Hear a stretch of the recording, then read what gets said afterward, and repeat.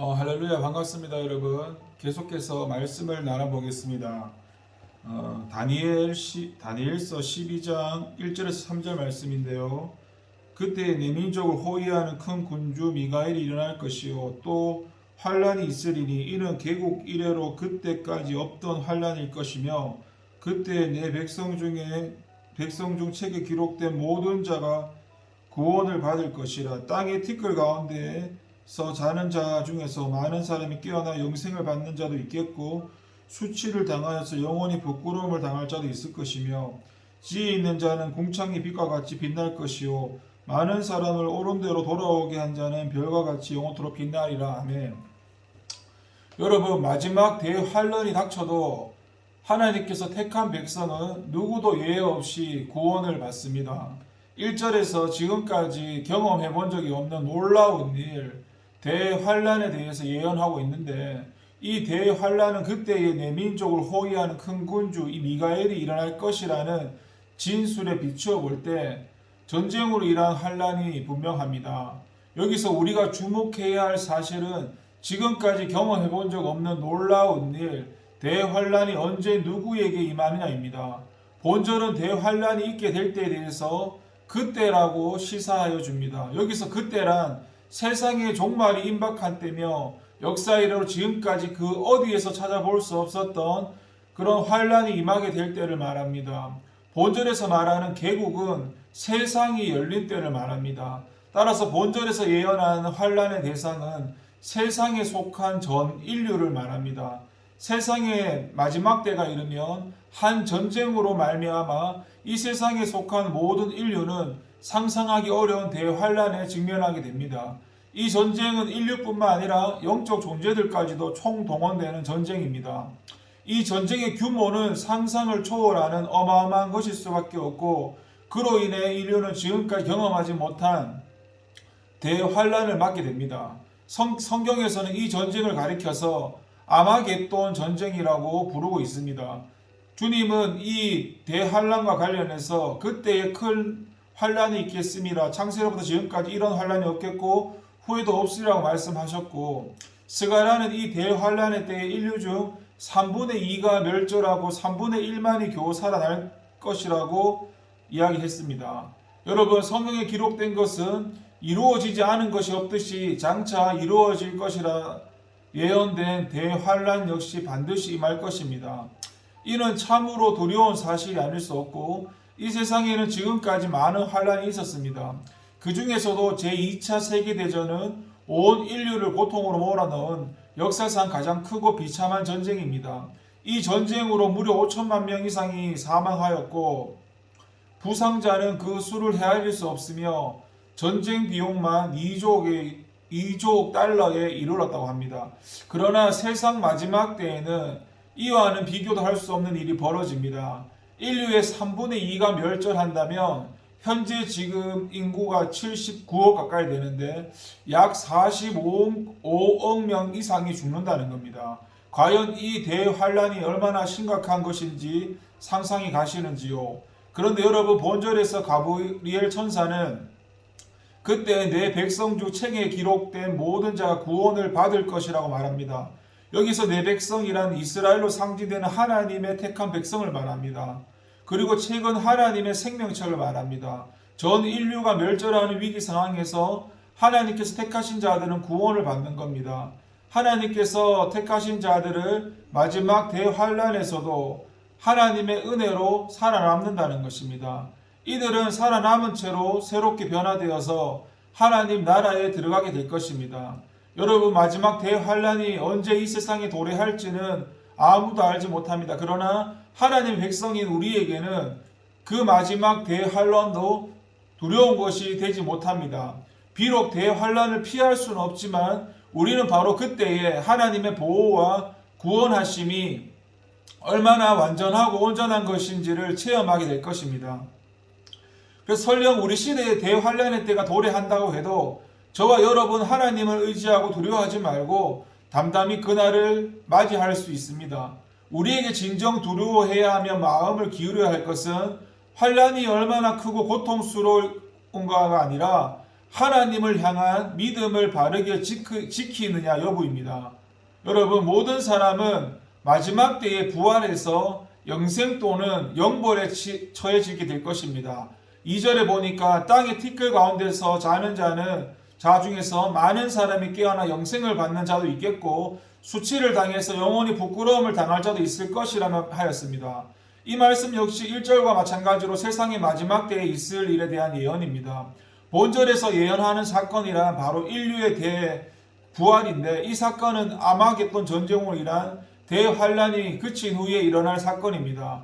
아마겟돈 전쟁은 미가엘 천사장이 중심이 된 의의 세력의 승리로 끝나게 될 것이고, 그리고 그 후에 하나님의 택한 백성에 대한 구속 사역을 마치고 만왕의 왕으로 높아지신 인자 곧 예수 그리스도께서 구름을 타고 이 세상에 다시 오실 것입니다. 그날에 이미 죽어 티끌이 된 자들이 다시 살아나게 될 것입니다.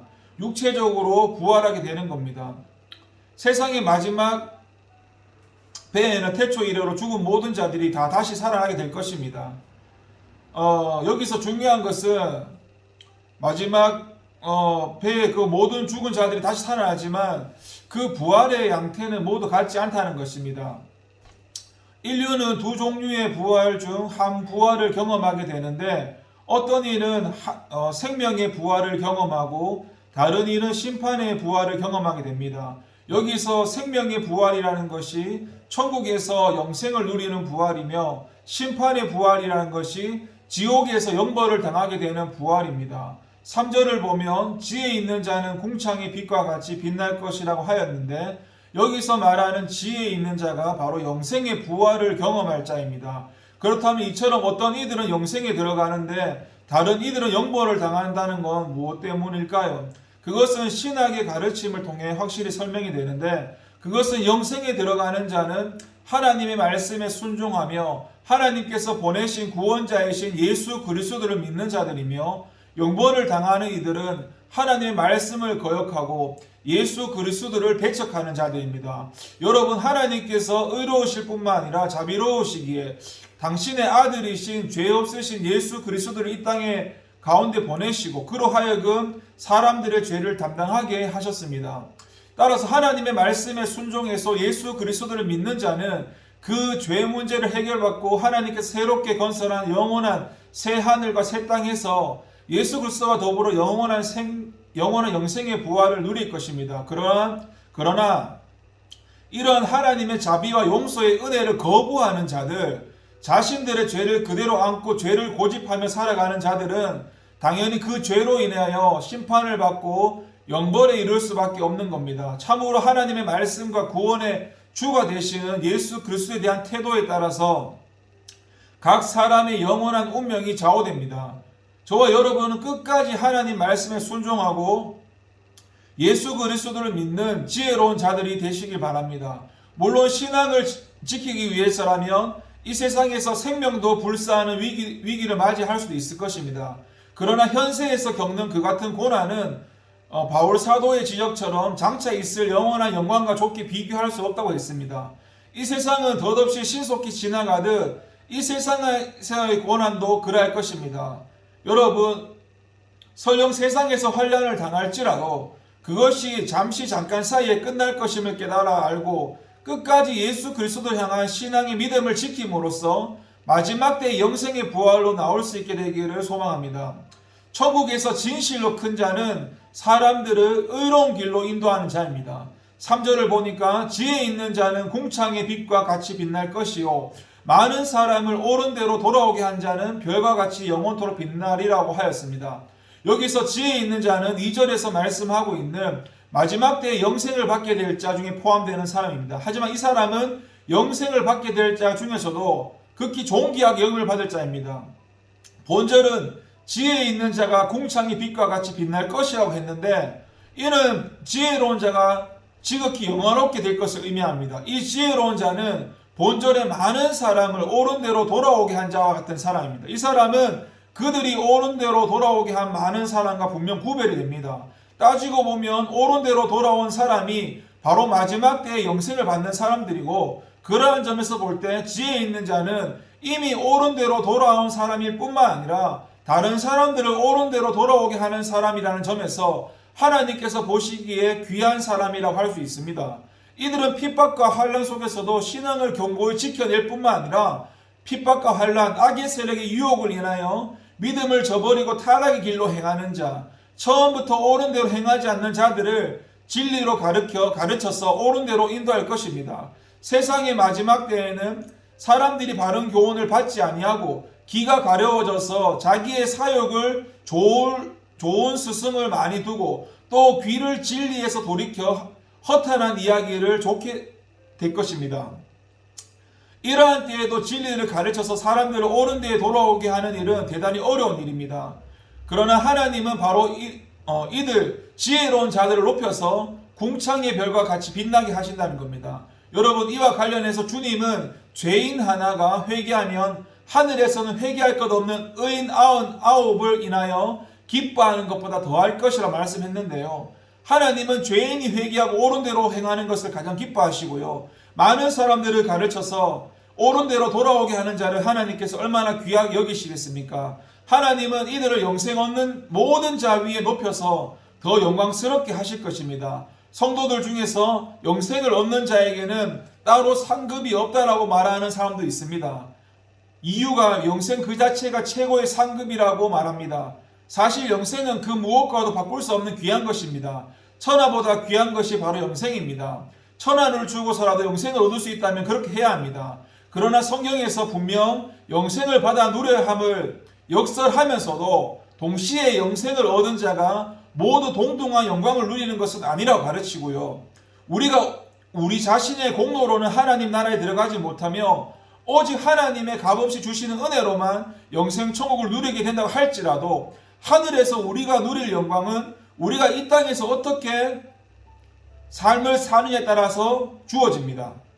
그리고 그러한 영광 중 최고의 것이 바로 많은 사람을 옳은 대로 돌아오게 하는 사람에게 돌아간다는 겁니다. 저와 여러분은 자신의 구원을 공고히 할 뿐만 아니라 더 나아가서 진리를 버리고 그릇 행하는 사람을 가르쳐서 옳은 대로 행하게 하는 일에 힘써야 할 것입니다. 또 예수 그리스도의 복음을 부지런히 전파해서 많은 사람들을 복음을 영접하고 죄와 타락의 길에서 돌이켜서 의와 하나님의 길로 돌아오게 하도록 해야 할 것입니다. 그것이 진정 하나님께서 기뻐하시는 일이며 영원토록 저와 여러분들의 삶을 영광스럽고 존귀한 것으로 굳건히 세우는 확실한 길입니다. 하나님께서 그렇게 사는 자들로 하여금 하나님의 나라에서 하늘의 별과 같이 찬란하게 빛나도록 영광스럽게 세울 것입니다. 그렇게 되는 저와 여러분이 되기를 소망하고 기도합니다. 하나님 감사합니다.